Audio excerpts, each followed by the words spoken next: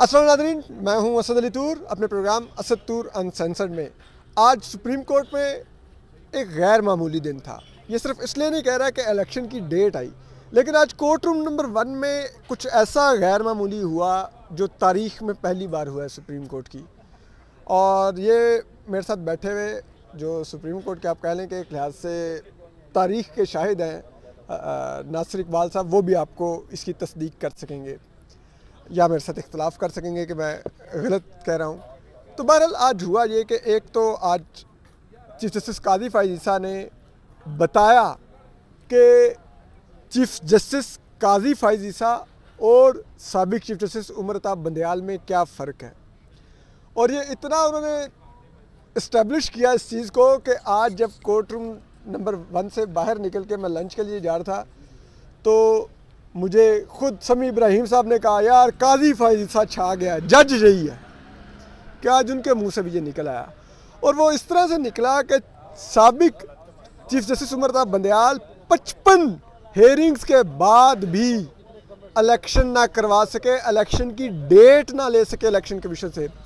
वही काम chief justice काजी फ़ाइज़ ईसा ने 2 हेयरिंग्स में कर दिया। सिर्फ 2 हेयरिंग्स में इलेक्शन कमीशन ने खुद आकर डेट दी 11 फरवरी की। और इसकी वजह मालूम पता क्या है? इसकी वजह यह है कि कोर्ट के पास सिर्फ मॉरल अथॉरिटी होती है, जिसकी बात खुद साबिक चीफ जस्टिस उमर अताब बंदयाल भी करते थे।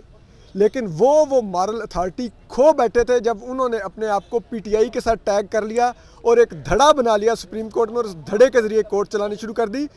तो जो गैर जमहूरी कुव्वतें थीं उन्होंने फिर फैसलों के साथ खेलना शुरू कर दिया, यानी कि मिलिट्री इस्टेब्लिशमेंट ने ये कह करके देखो जी, ये तो आइन के मुताबिक फैसले ही नहीं है, तो पीटीआई की सहूलतकारी हो रही है। लेकिन चीफ जस्टिस काजी फ़ाइज़ ईसा ने आते सार फुल कोर्ट बुलाई, फुल कोर्ट बिठाई, प्रैक्टिस एंड प्रोसीजर केस बनाया, उन्हीं लाइक माइंड जजेस को दिया मिलिट्री कोर्ट्स का केस, उसका भी फैसला करवाया, सब कुछ किया। तो कोर्ट की आप कह सकते हैं कि मॉरल अथॉरिटी लोट आई। तो उस वजह से ही फैसले हुए। लेकिन इस पर क्या आज हुआ, सब कुछ पर बात करने के लिए हमारे साथ सुप्रीम कोर्ट के एक सीनियर सहाफ़ी हैं नासिर इकबाल साहब। आप डॉन में पढ़ते हैं, बहुत ज़बरदस्त रिपोर्टिंग करते हैं और 90s से रिपोर्टिंग कर रहे हैं। तो नासिर भाई से बेहतर कोई सुप्रीम कोर्ट को नहीं पुराना जानता कि क्या क्या चीफ जस्टिस के दौर में होता रहा है। उसके अलावा हसनात मलिक मौजूद हैं, एक्सप्रेस ट्रिब्यून के लिखते हैं, अपना यूट्यूब इनका चैनल भी बहुत ज़बरदस्त है and one of my favourite है।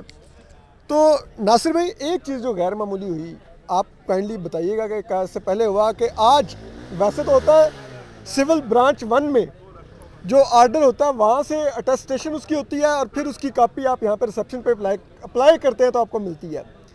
लेकिन आज ना सिर्फ इलेक्शन से रिलेटेड ऑर्डर को वहीं पे चीफ जस्टिस काजी फ़ाइज़ ईसा ने डिक्टेट करवाया, कोर्ट रूम में ही बैठे रहे, ऑर्डर टाइप होकर आया, उसकी गलतियों की उन्होंने तस्हीह की, फिर ऑर्डर दोबारा टाइप होकर आया, वहीं पे उन्होंने उसको साइन किया, जजेस ने बैठ के वहीं पे अटेस्टेशन की और वो 3 कापियाँ अटॉर्नी जनरल मंसूर उस्मान अवान को दी, एक इलेक्शन कमीशन के लिए, एक उनके लिए और एक सदर मुमलिकत आरिफ अलवी के लिए। कितना गैर मामूली था, क्या आपने कभी देखा ऐसा होते हुए कोर्ट रूम के अंदर? शुक्रिया असद तूर साहब। देखिए, आज बहुत ज़्यादा रिलैक्स माहौल था।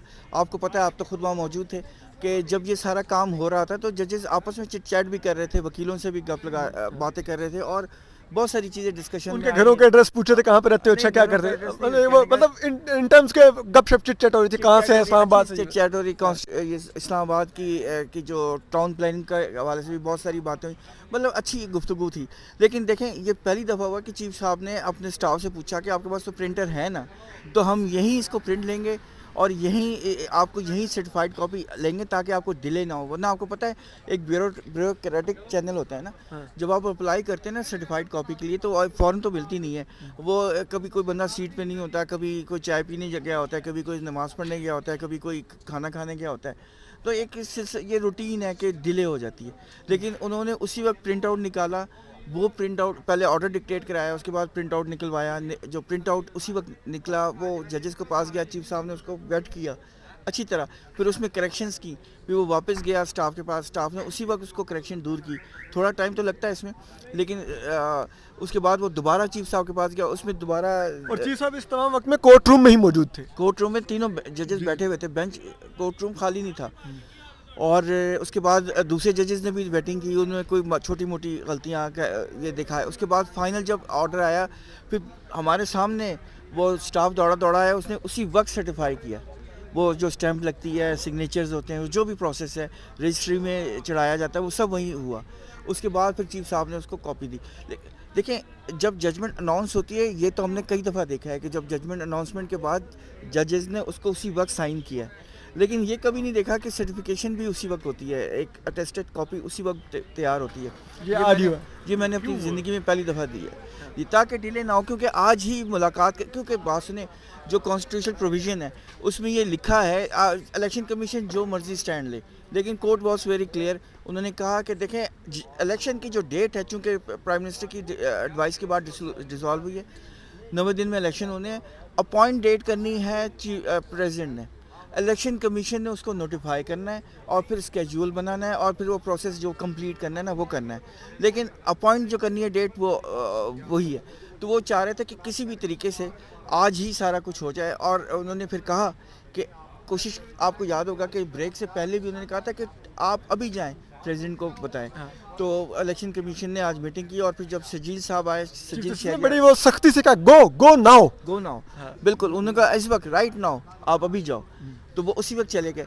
और जब वो सजील शहरियार साहब, आतिफ साहब ब्रेक के बाद आए, तो उन्होंने कहा कि जी election commission has decided, election commission of Pakistan has decided to meet to approach the president for the election date. तो चीफ साहब ने उस वक्त कुछ भी नहीं और कुछ नहीं सुना, उन्होंने कहा बस ठीक है, हम ऑर्डर डिक्टेट करा रहे हैं। फिर उन्होंने एक ऑर्डर डिक्टेट कराया, बल्कि उन्होंने साथ एक डायरेक्शन दी कि आप आज ही ये मुलाकात करें, ठीक है। अगर सदर से नहीं आपको जवाब आता, आप जाइए उनके दरवाजे पर दस्तक दीजिए, उनके मिलिट्री सेक्रेटरी को कॉल कीजिए, मिल जाएगा आपको टाइम। इसीलिए तो अटॉर्नी जनरल की ये ड्यूटी लगाई कि आप अरेंज करेंगे मीटिंग। इलेक्शन कमीशन क्योंकि पास हीले बहाने बहुत है ना, वो इलेक्शन कमीशन कहेंगे कि नहीं, we are a constitutional body, हमारा ये, हम वी आर नॉट ऑब्लाइज, 10 किस्म के बहाने हैं। उन्होंने इसलिए अटॉर्नी जनरल की ड्यूटी लगाई कि अटॉर्नी जनरल साहब विल मैनेज, वो मीटिंग सी करेंगे और जैसे ही मीटिंग वो अरेंज हो जाएगी तो इलेक्शन कमीशन चले जाएंगे और उस मीटिंग में होंगे भी सिर्फ प्रेसिडेंट, इलेक्शन कमीशन के मेंबर्स या इलेक्शन कमीशन जो भी एज अ होल, वो तो होंगे। चीफ इलेक्शन कमीशन के बगैर तो इलेक्शन कमीशन नहीं है ना, तो और भी मेंबर्स हो सकते हों और अटॉर्नी जनरल, उसके अलावा कोई नहीं होगा। और उसमें वो जो डेट 11 फरवरी की जो डेट है, होनी शायद वही है, क्योंकि प्रैक्टिकली वो नहीं, प्रेसिडेंट, आई डोंट बिलीव कि प्रेसिडेंट ना मानेंगे तो शायद 4 फरवरी कर सकते हैं। नहीं, सुबह की जो प्रोसीडिंग्स है ना, वो आपने देखा है कि अली जफर साहब तो मान गए थे कि रिस्पॉन्सिबल इज प्रेसिडेंट। अगर इलेक्शन की डेट अपॉइंट जो है वो अनाउंस नहीं हुई या डिसाइड नहीं हुई या डिटरमिन नहीं हुई, तो प्रेसिडेंट की रिस्पॉन्सिबिलिटी है। तो आर्टिकल 6 अप्लाई हो सकता है।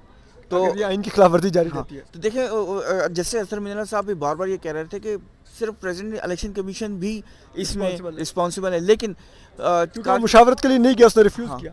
लेकिन चीफ जस्टिस साहब बार बार ये कह रहे थे कि हमारा काम, हम किसी को रिस्पॉन्सिबल नहीं कर रहे, हम चाह रहे मसला हल हो, सबको चाहिए इलेक्शन। और देखें, हर पॉलिटिकल पार्टी जो वहाँ मौजूद थी, पीटीआई थी, पीपल्स पार्टी थी, वो बड़े खुश थे। उन्होंने कहा हमें तो हमारा मसला इलेक्शन की डेट है, वो हमें मिल गई है।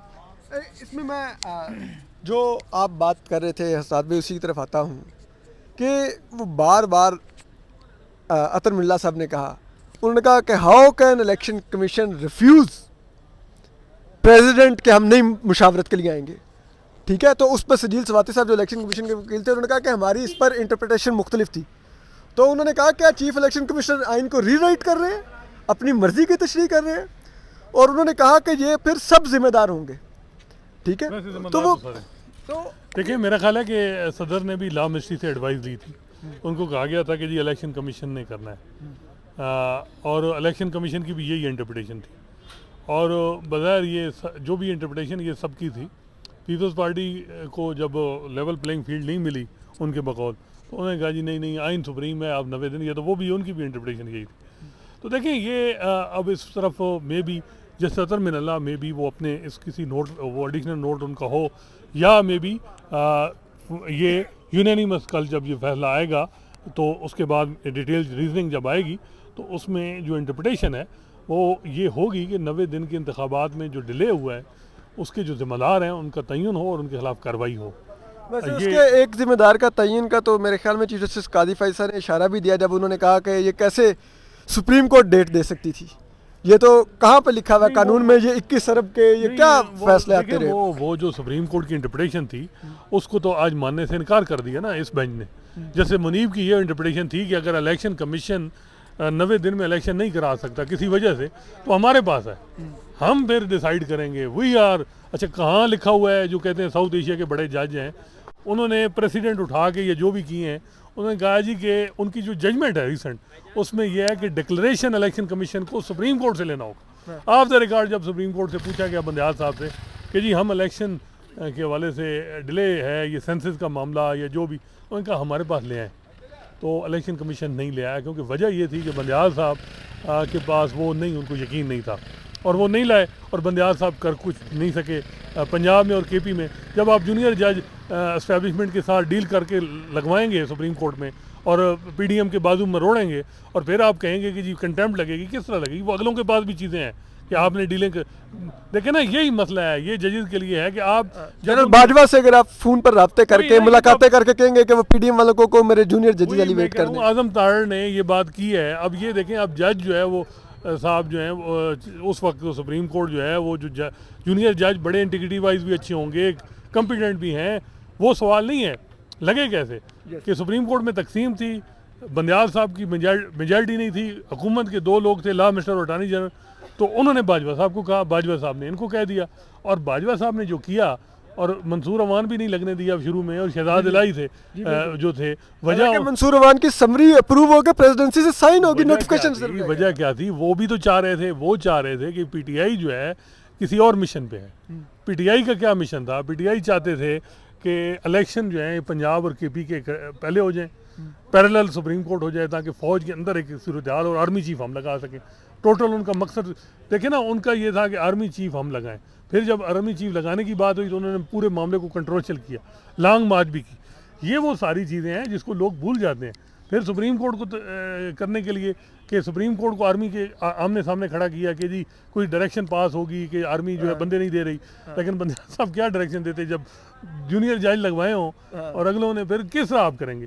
तो देखें, आपने इन कैमरा ब्रीफिंग ली, फिर एक पटिशनर एबटाबाद का, वो नासिर साहब और मैं, रमज़ान था, असर के टाइम इधर बैठे थे, तो हमें कहा गया कि पटिशन एक आई है, ड्राफ्ट हुई, वकील आप तलाश कर रहे हैं और पटिशनर भी तलाश कर रहे हैं, तो उसको फाइल करना है। अच्छा, फिर पटिशनर जी, और कहा गया कि जो पटिशनर हो वो इस्लामाबाद का हो। अफ्तारी का टाइम था, वो ढूंढना शुरू हो गया जी कहाँ हो वो। फिर जी कोई F10 में रहते हैं, कहाँ के एबटाबाद के हैं वो, वहाँ के। फिर वकील अंगेज किया गया। फिर जब सुबह फाइलिंग 9:30 बजे होनी थी, क्योंकि उसी दिन ही केस लग गया था वो पटिशन, तो वो लेके पटिशन, यहाँ कुछ लोग खड़े थे और शाह खबर साहब कहीं बिजी थे, वो पहुँचे, उन्होंने साइन किया और पहले ही वकालत जारी हो रही थी और हमने खबरें चला दी थी कि एक पटिशन फाइल हो चुकी है और वो आज ही लग जाएगी कि जी सारी सियासी जमातें इकट्ठी हैं और इलेक्शन। देखें, आपने जब ये चीज़ें की हों तो फिर किस तरह इलेक्शन कराएंगे?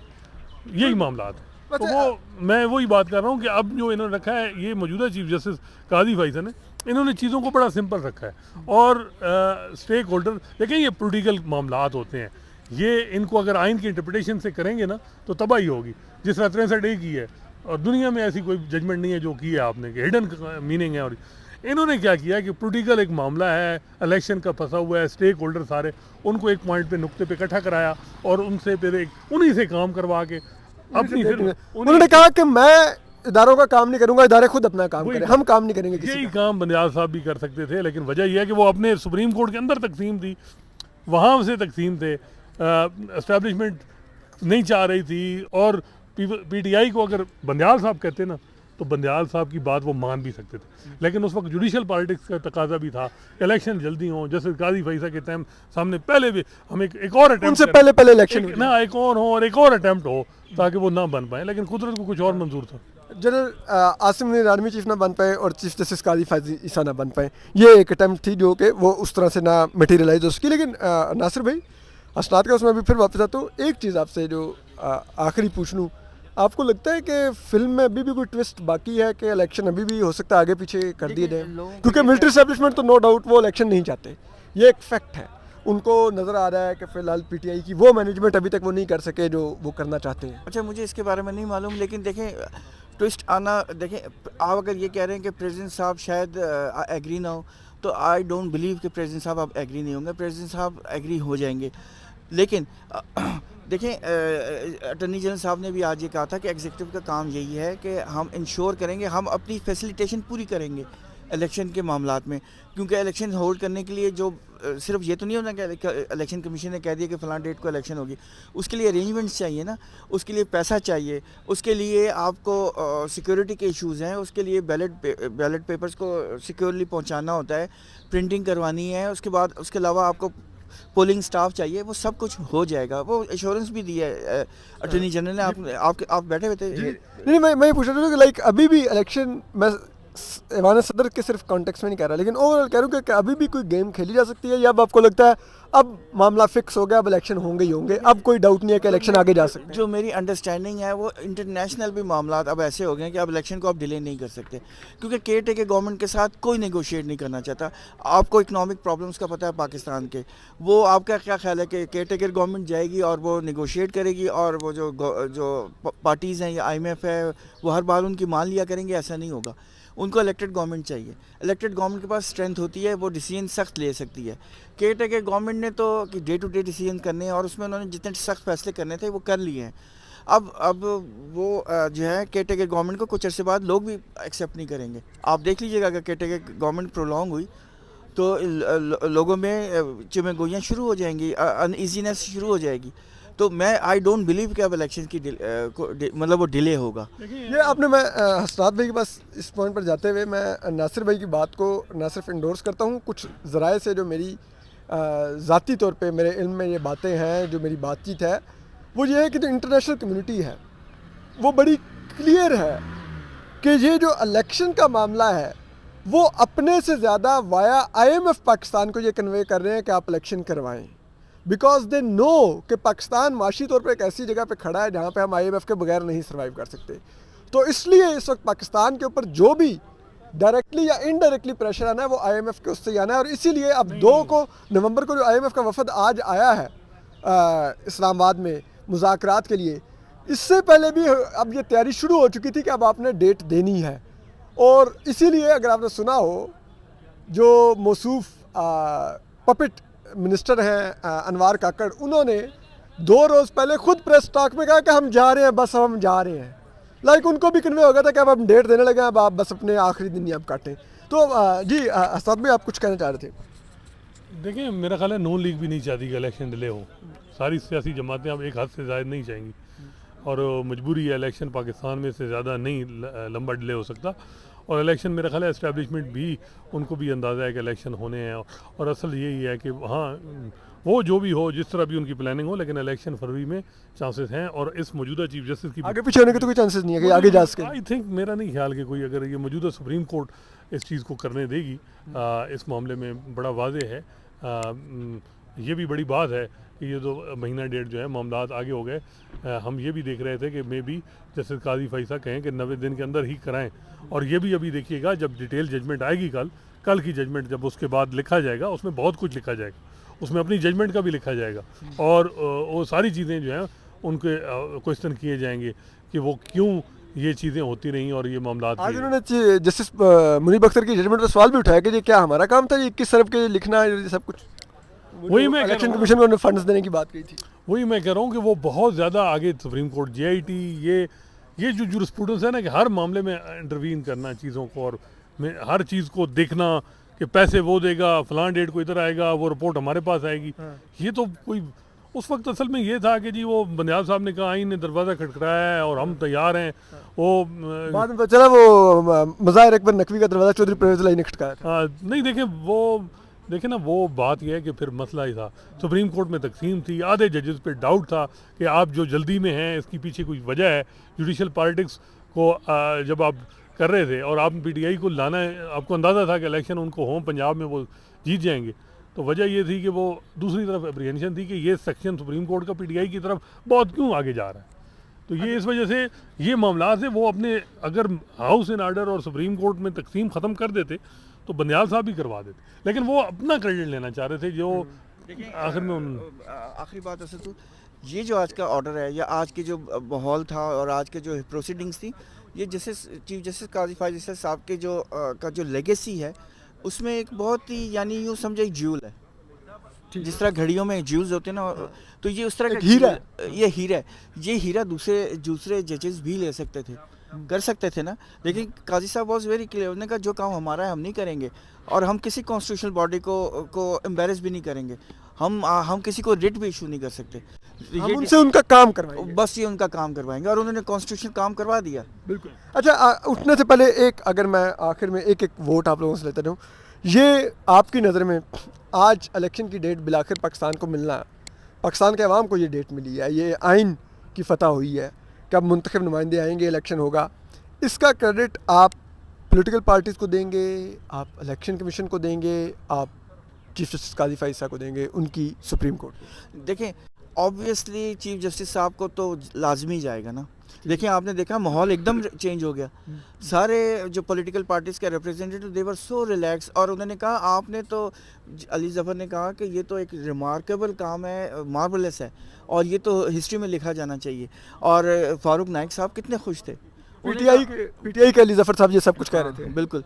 तो देखें अगर आप कह रहे हैं, देखें इलेक्शन कमीशन को आप कह रहे हैं इलेक्शन कमीशन ने अड़ी तो थोड़ी सी की थी ना, तो मैं तो क्रेडिट सिर्फ चीफ जस्टिस साहब को डालूंगा। असद भाई, आपकी नज़र में ये इलेक्शन की बिलाखिर डेट मिलना किसका क्रेडिट है? देखें बिल्कुल इसमें तो बड़ा वाज़े, हम जब चीफ जस्टिस काजी फाइज साहब ओहदा संभाला तो हमने कहा कि ये बड़ा challenge, one of the challenge election 90 दिन के अंदर जो बातें हुई कि 2 साल ये इलेक्शन भूल जाएं इस मुल्क में, और ये बातें हमने सुनी थी बड़े ज़िम्मेदार लोगों से, तो ये तो चीफ जस्टिस काजी फाइज साहब से पहले ही अंदाज़ा हो गया था कि जिस दिन ये मामला टेकअप होगा तो ये मामला हल हो जाएगा। उन्होंने अच्छे तरीके से हल किया, बजाय इसके कॉम्प्लिकेटेड चीज़ों में पढ़ते और वो सीसीआई की मीटिंग को देखते और उस तरफ जाते मामला, तो उन्होंने सारे स्टेक होल्डर को एक पॉइंट पे इकट्ठा किया। जिस तरह एक फरीकैन को पोलिटिकल सियासी मामलात को ऐसे डील करना चाहिए, जब आप सियासी मामलात को जो है वो जिस तरह जैसे मुनीब और जैसे बंदयाल और जैसे इजाज़ ने किया उससे तबाही होती है। आप सारे आज देखें पीटीआई भी खुश है, नून भी खुश है, पीपल्स पार्टी भी खुश है, सदर भी खुश है कि मेरी बात मान ली गई और मेरा इख्तियार था। इलेक्शन कमीशन भाई ठीक है, इलेक्शन कमीशन की वैसे मेरा ख्याल है सुबकी हुई है कि इलेक्शन कमीशन ये कहता था कि हमारा इख्तियार है, आपका नहीं है, तो ये तो आप माने पीटीआई चाहे जो भी बातें आखिर में रिमार्क्स कई बीच में आते रहें, अल्टीमेट तो उन्होंने सदर को ऊपर रखा है और अब इंटरप्रिटेशन ये की है कि सदर का इख्तियार है। आप भी चीफ जस्टिस काजी फाइज साहब क्रेडिट दे रहे हैं? बिल्कुल, सुप्रीम कोर्ट का और चीफ जस्टिस काजी फाइज साहब का। और यही वो खूबसूरती और यही बात पीटीआई को समझने की ज़रूरत है, जो बार बार चीफ जस्टिस काजी फाइज साहब को ट्रोल कर रहे हैं, उन्हीं चीफ जस्टिस काजी फाइज साहब ने पीटीआई के मुंतखब करदा जो पीटीआई के रुकन सदर हैं आरिफ अलवी, उनका इख्तियार मनवाया और इलेक्शन की डेट भी दिलवाई, जो वो अपने चीफ जस्टिस उमरता बंदयाल से नहीं ले पा रहे थे। ये होता है फ़र्क। तो मैं भी अपने इन दोनों सीनियर, अपने इन दोनों फेवरेट जर्नलिस्ट की बात को सेकंड करता हूँ कि ये चीफ जस्टिस काजी फाइज साहब का क्रेडिट है, और इसके अलावा उनके साथी जजेस ऑफ कोर्स जस्टिस अतर मिल्ला और जस्टिस अमीनुद्दीन खान का भी क्रेडिट है कि उन्होंने इसमें बहुत अच्छे तरीके से इस प्रोसीडिंग को चलाया, और जस्टिस अतर मिल्ला ने बार बार प्रेशर रखा कि ये सदर का इख्तियार था, जिसको चीफ जस्टिस काजी फाइज साहब ने भी इसी के साथ खड़े हुए ख्याल रखिए। और एक और चीज़ है कि जस्टिस काजी फाइज साहब जो इस तरीके से मामला डील कर रहे हैं, मेरा ख्याल है उसमें आप क्रेडिट जस्टिस अतर मिल्ला को भी ना दें तो वो अच्छा नहीं। जस्टिस अतर मिल्ला क्योंकि इस्लामाबाद हाई कोर्ट के चीफ जस्टिस रहे हैं, उन्होंने ऐसे बहुत से मामला देखे, पॉलिटिकल केसेस, और बड़े अच्छे तरीके से उन्होंने डील की। और जब वो सुप्रीम कोर्ट में आए तो ना पीटीआई के खिलाफ उनके, ना नून, ना पीपल्स पार्टी, इवन वकीलों के खिलाफ फैसले किए, वकील भी खिलाफ है। यही मसला है, जब साथ ऐसा बंदा हो और अच्छी एडवाइस देने वाला और आपको अच्छी ओपिनियन देने वाला जज के, चीफ जस्टिस के साथ हो, और यस मैन वो जो माजी में लाइक माइंडेड कि जी ठीक है आके जो कर दिया वो कर दिया। अब मैं कल भी देख रहा था कि 1 दफ़ा 2 दफ़ा आर्डर डिक्टेट करा रहे थे चीफ जस्टिस काजी फाइज साहब, तो जस्टिस अतर मिल्ला ने उनको साथ बताया कि ये चीज़ लिखें, इंडिविजुअल की जगह एक इंडिविजुअल की बजाय इनपुट अपनी दी और उसका उन्होंने माना। तो यही बात होती है कि जो पॉलिटिकल केसेस इस किस्म की जिनकी पॉलिटिकल इम्प्लिकेशन होती हैं, उनको इसी तरीके से डील करना चाहिए जिस तरह आज डीलिंग। बहुत शुक्रिया असरात। यही वो फ़र्क है बंदयाल परस्त धड़े का और आइन पसंद जजेस का, कि जब चीफ जस्टिस काजी फाइज साहब बैठे हुए हैं, साथ उनके आइन पसंद जजेस बैठे हुए हैं, तो आइन की फतह हो रही है, ना कि ऐसा तासुर जा रहा है कि किसी पॉलिटिकल पार्टी की फतह हो रही है। और यही बात चीफ जस्टिस कादी फैसल ने भी एक मौके पर कही। उन्होंने कहा सब बहुत खुश नज़र आ रहे हैं, केस में तो अमूमन होता है किसी एक की हार होती है, यहाँ पर तो सबकी जीत हुई है। अपना ख्याल रखिए, अल्लाह हाफिज़।